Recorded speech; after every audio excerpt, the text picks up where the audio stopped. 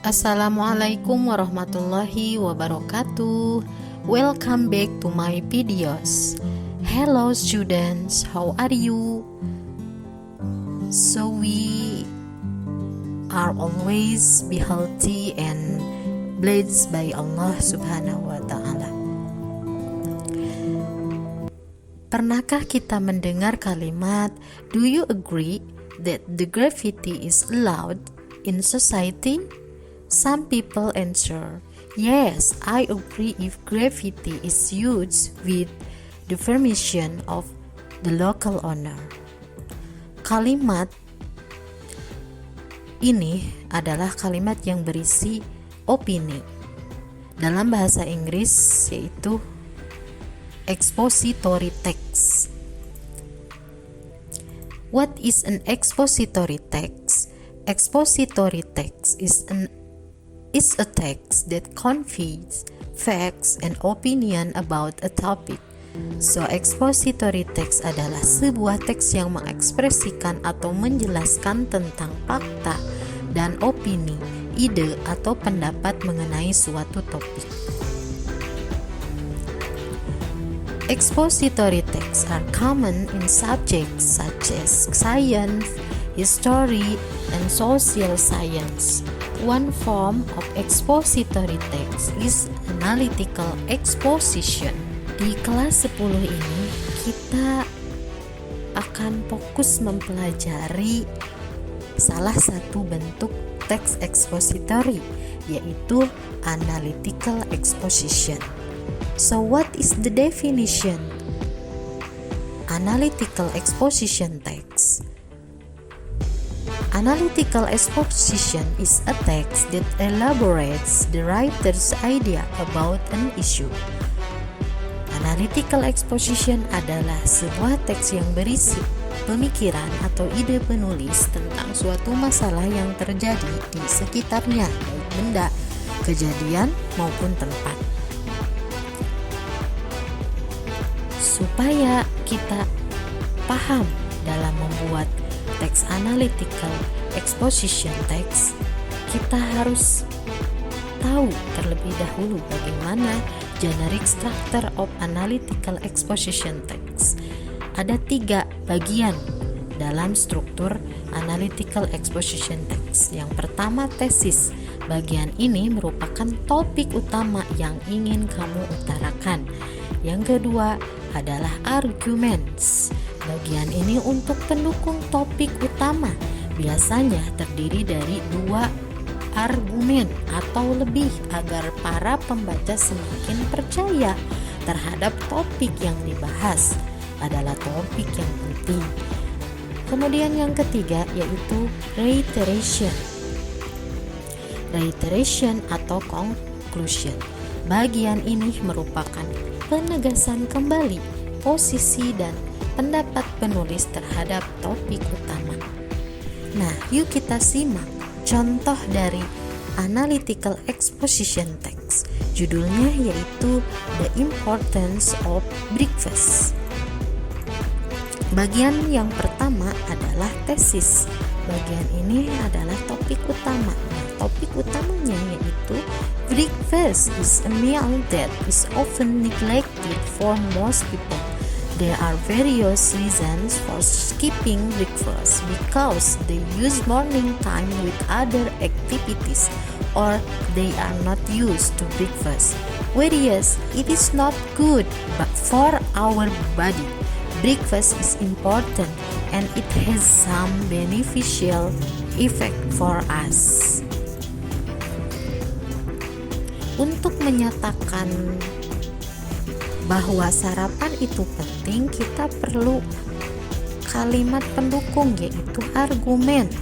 Nah, argumennya yaitu firstly, the benefit of breakfast is a source of energy. After we sleep long at night, our stomach becomes empty, so we must have breakfast in order to be healthy.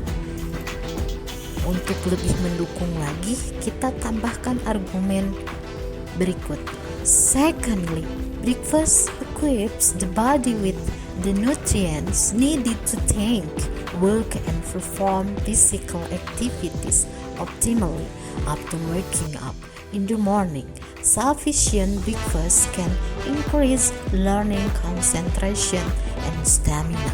Breakfast habits can also make you more focused and productive in doing work at office or school because your stomach is already filled.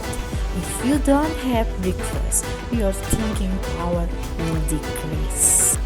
Nah, kita sudah menambahkan beberapa argumen untuk menyatakan bahwa sarapan itu penting. Argumen yang pertama bahwa sarapan penting itu kenapa? Yaitu argumennya atau pendapatnya sebagai sumber energi.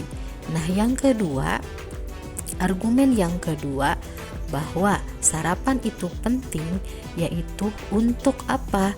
Untuk meningkatkan konsentrasi belajar dan stamina orang-orang yang sudah melaksanakan atau melakukan sarapan pagi. Jadi di sini di argumen kedua bahwa kalau dengan setiap harinya selalu sarapan pagi akan meningkatkan konsentrasi kita dalam belajar atau bekerja.